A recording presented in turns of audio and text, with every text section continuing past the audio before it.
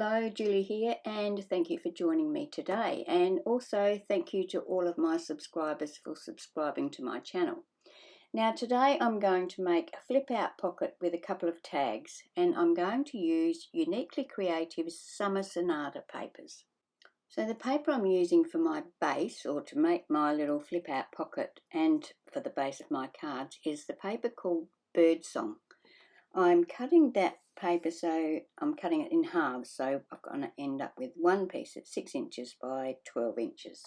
I'm going to score that piece at 4 inches and 8 inches along the 12-inch edge. Now I had a basic idea of what I wanted when I started this, but I didn't have a firm idea and I wasn't quite sure how I was going to go about it. So I started by just scoring those folds at the 4 and the 8 inch, and they will fold in on top of each other. And I'm looking for like a crisscross pocket, so one will overlap the other and form a V shape in the front. Now I tried several different variations of this. I tried folding the top corner back to the side fold, and that wasn't deep enough for me. I wanted a deeper V than that. And so what I ended up doing, even though I scored and creased and made all these folds in my card, I ended up with something completely different. So what I ended up doing was I took from the very top point where the fold is right down to the end corner, the bottom opposite corner, and folded that whole front piece in halves that way. So I ended up with like a triangle, I guess you'd say, or even, no, not even really a triangle. You'll see as I come across it. But this actual formation of this pocket took many trial and errors, and I'm not going to make you painfully watch every one of them. I'm going to put this on fast forward so you can actually see what I did, but you don't have to watch it for as long as it actually took me.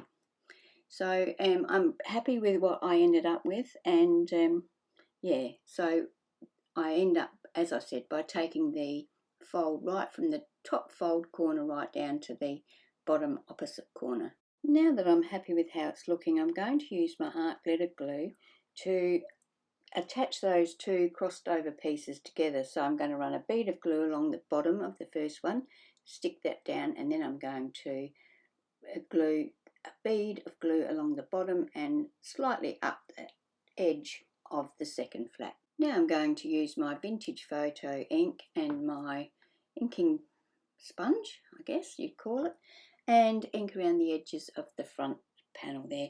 Now it would have been a lot easier if I had have done this before I glued it all down. So if you're going to make one of these, ink first.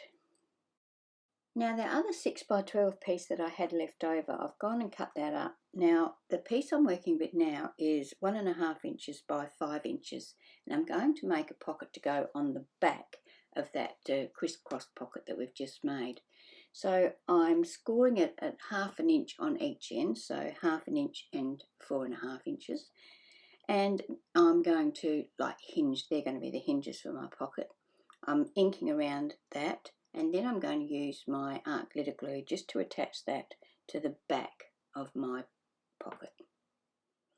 Now the tags, I have cut two tags out of the other piece that was left over, and I've cut them so that they're 3¼ inches wide by 6 inches high. I've also cut some craft cardstock to the same size because I'm going to back my tags with that so that we've got a nice area to journal.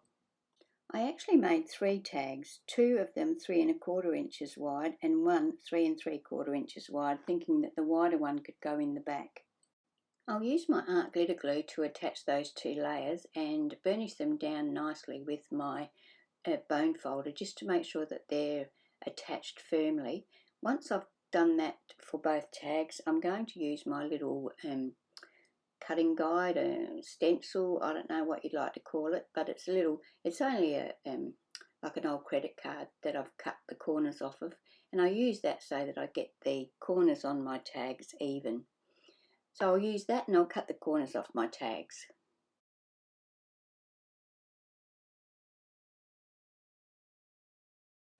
I then used my Prima distressing tool. This one is actually discontinued now, but Tim Holtz has one which is like a circle with little blades in it, and that's still available. There's probably others available as well, or you can use your scissors, of course, if you haven't got a distressing tool. So I'm going to distress the edges of my tags, and then I'm going to ink them using the same vintage photo ink.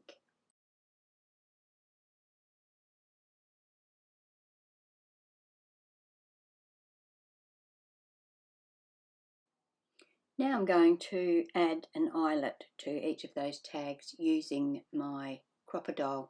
Now the Cutterbee is quite an expensive little tool, but well and truly worth it, I think. Although you can get other ones that you use with a hammer and a little mat that probably work just as well, and I think that's how I actually started off until I bought this, but I find this so handy. Anyway, I'm adding a grey eyelet to each of my tags because I think it blends in nicely with the colour scheme.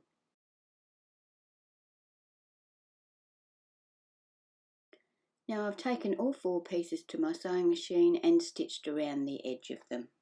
A little tip I picked up around the place was if you use your bone folder on the back of your stitching, just run your bone folder over it, it seems to flatten your stitching out and you don't get that bumpy feel.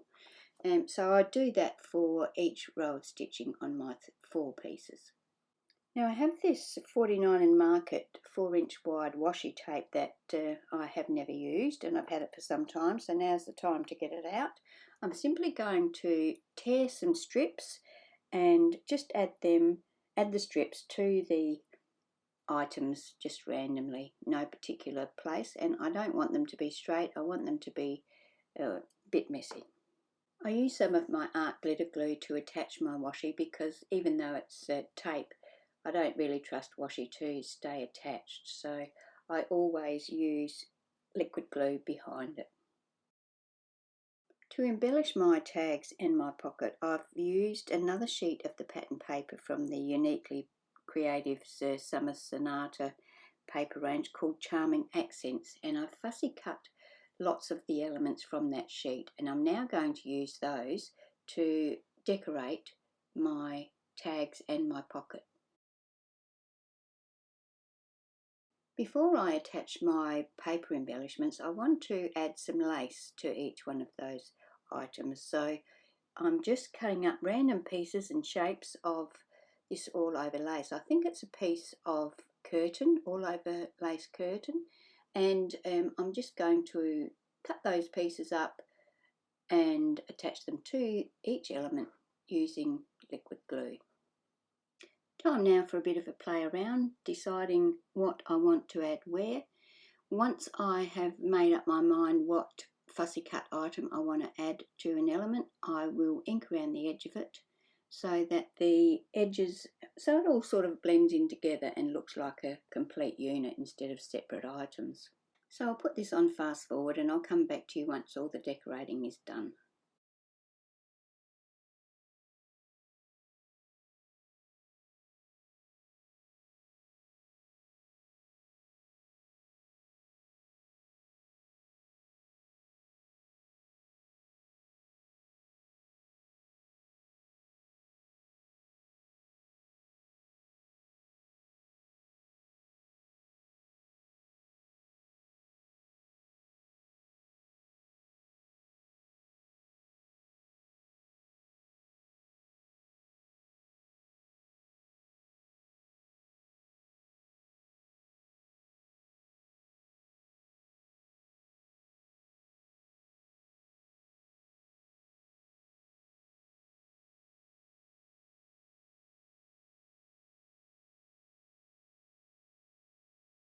The final touch for my tags is to add some natural coloured or some creamy coloured sari silk.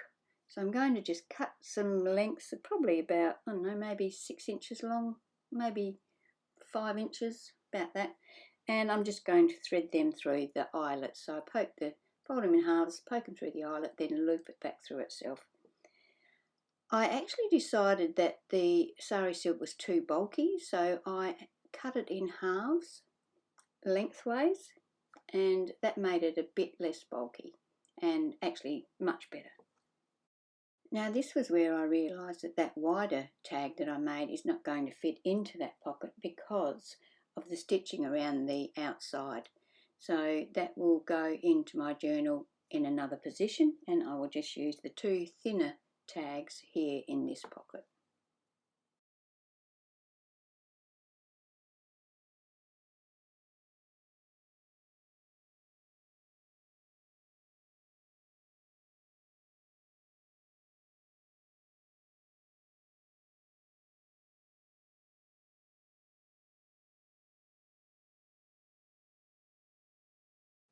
Okay, so now that my pocket and my tags are finished, I'm going to add them to my journal. I have found a page in my journal that I want to add it to, and I'm going to use the same washi tape that I used to decorate the tag and the pocket, and I'm going to use that like a hinge. So I've cut a piece there, I think that's about inch and a quarter wide, I guess. So it's inch and a quarter by 4 inches, and I'm attaching about maybe